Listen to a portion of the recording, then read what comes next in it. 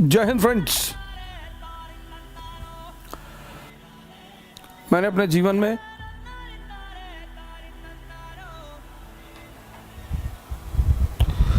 एक लंबा संघर्ष किया है। खाने के लिए भी सोचना पड़ता था सर। दिल्ली में जो डीटीसी के स्टॉप है, यहां पे सोया हूं। गुरुद्वारे में खाना खाया हूं। एक होटल के बियर बार में काम किया हूं।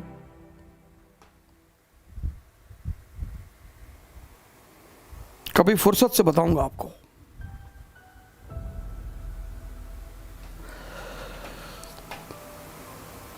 लेकिन बाबर की एक लाइन कभी कभी होता है ना कि कुछ चीजें आपके सबकॉन्शियस में बैठ जाती हैं।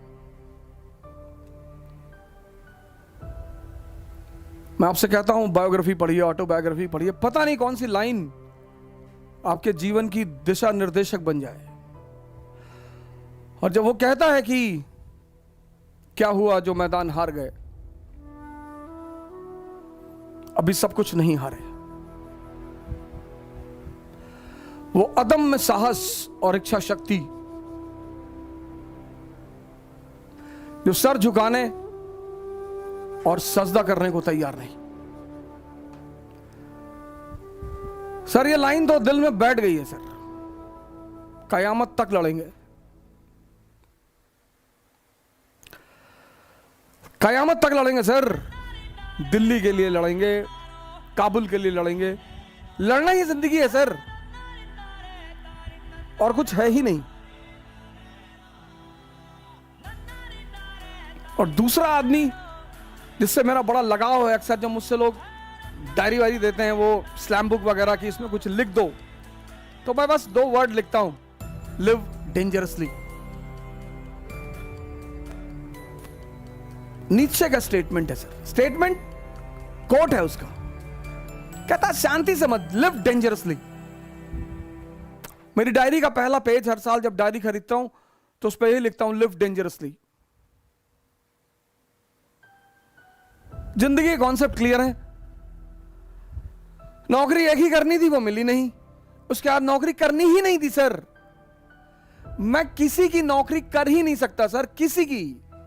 मैं जिसके भी साथ काम करता हूं उसको एक बात स्पष्ट तौर पर बोल देता हूं, हुक्म मत चलाना। वो तो हमने अपनी अम्मा का नहीं सुना। वो हमेशा हमसे कहती रही, निकाल देंगे घर से, निकाल दो। अब राजा मनकापुर थोड़ी हो कि 10,000 बीघा खेत है तुम्हारे पास, निकाल दोगी। कितना खेत होगा? 15 बीघा होगा, 20 बीघा होगा, 30 बीघा होगा, बहुत होगा 50 बीघा होगा। राजा कुंडा थोड़ी हो कि 1 लाख बीघा खेत है, निकाल दो। 15 बीघा खेत के लिए गुलामी, धमकी मत दो।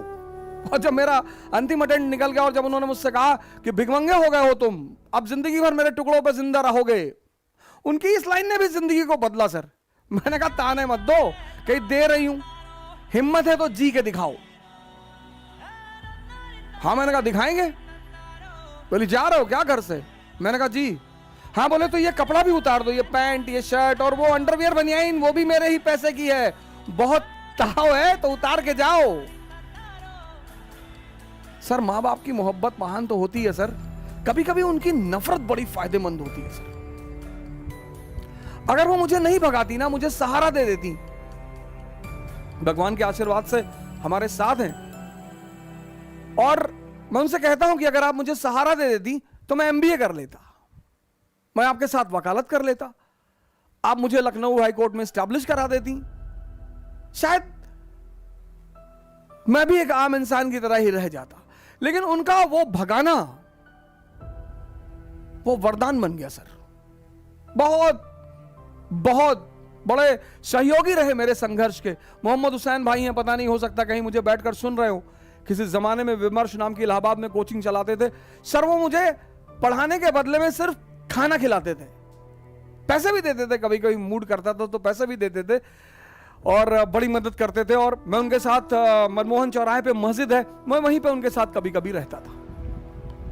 अटाला ले जाते थे कबाब और रोटी खिलाने के लिए सर। वो मेरे संघर्ष के बड़े महत्वपूर्ण साथी हैं सर। इंसर्च एकेडमी चलती थी, कुंदन राय भाई हमारे, पता नहीं हो सकता शायद हमें कहीं सुन रहे हो, उन्होंने बड़ी मदद की सर। सबसे अहम आदमी जो रहा जिसका नाम मैं लेना चाहूंगा वह है सुरेश सिंह। एटीएन एकेडमी चलाते थे सर। वो पहला आदमी है मेरे जीवन में जिसने मुझे एक अच्छी रकम मेरे हाथ में रखी पढ़ाने के एवज में। अरे कहा हो जा सर, आप पैसा ले जाइए और कभी आपको जरूरत हो तो हमसे मिलिए। अभी इलाहाबाद हाईकोर्ट में वो प्रैक्टिस करते हैं सुरेश सिंह। बहुत मर्दाने किस्म के आदमी। अभी तो काफी दिनों से मेरी बातचीत उनसे नहीं हुई, लेकिन उनसे बड़ा अच्छा वो रहा। फिर मैं दिल्ली चलाया, मेरे एक बड़े अहम सहयोगी रहे नीरज तिवारी जी। उन पर तो मैं एक अलग क्लास ले ही लूंगा। बड़ा रोल रहा उनका मेरे जीवन में।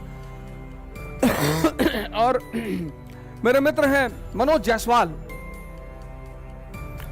अभी वो एक इंटीग्रिटी आईएएस करके संस्था चलाते हैं। उनका एक बड़ा अहम रोल रहा। बड़ी बहुत जबरदस्त सहायता की उन्होंने मेरी मुसीबत के वक्त में। और नीरज भारद्वाज जी हैं, राव आईएएस में पढ़ाते हैं, ज्योग्राफी पढ़ाते हैं। के बशर साहब हमारे इकोनॉमी के टीचर हैं, उनका नाम लिए तो मैं वो बात ऐसे बड़े सारे लोग हैं, मैं सबका नाम तो लेना ही चाहता हूं। और कभी मौका मिले तो इन लोगों का जो एक ऋण है मेरे ऊपर, वो ऋण भी चुकाऊंगा सर। लेकिन संघर्ष डरने की चीज नहीं है सर। संघर्ष मजा लेने की चीज है सर। कोई नहीं है, कोई किसी को फोन मिलाओगे काट देगा। जो संघर्ष से डर गया वो मर गया। सर मैं आगरा पढ़ाने गया, हमारे अमित भाई वहां कोचिंग चलाते हैं, सेंटर ऑफ एम्बिशन, ऐसे कुछ नाम है उनकी कोचिंग का। सेंटर ऑफ एम्बिशन आगरा में है, बड़ी फेमस कोचिंग है। अमित भाई चलाते हैं, अमित सिंह हमारे, बहुत जबरदस्त आदमी, बड़ा फैंटास्टिक टाइप के आदमी है। आज भी हमको बुलाते हैं। वो आप आगरा एंटर करेंगे तो एक चौराहा पड़ता है, वही चौराहे पे उनकी कोचिंग है, सेंटर ऑफ एक्सेलेंस या सेंटर ऑफ एम्बिशन, ऐसे कुछ नाम है उनकी कोचिंग का। तो मैं उनके यहाँ पढ़ाने गया, क्लास लेने गया। तो सर मेरे जो कपड़े थे पढ़ाने वाले वो गीले थे, पैसा था नहीं जेब में, और कॉल आ गई कि भाई आपको वहां आके पढ़ाना है। मैंने कहा यार वहां पढ़ा देंगे तो 10-20-25 हजार रुपए मिल जाएंगे। तो सर नीरज तिवारी ने क्या किया, वो जो मेरे कपड़े गीले थे, वो बंदा, हम यहां से आए सराय काले खां, और सराय काले खां से हमने बस पकड़ी और हमें आगरा जाना था। तो वो रास्ते भर वो मेरी शर्ट को बाहर ऐसे लटकाए रहा कि हवा चलेगी तो सूख जाएगी।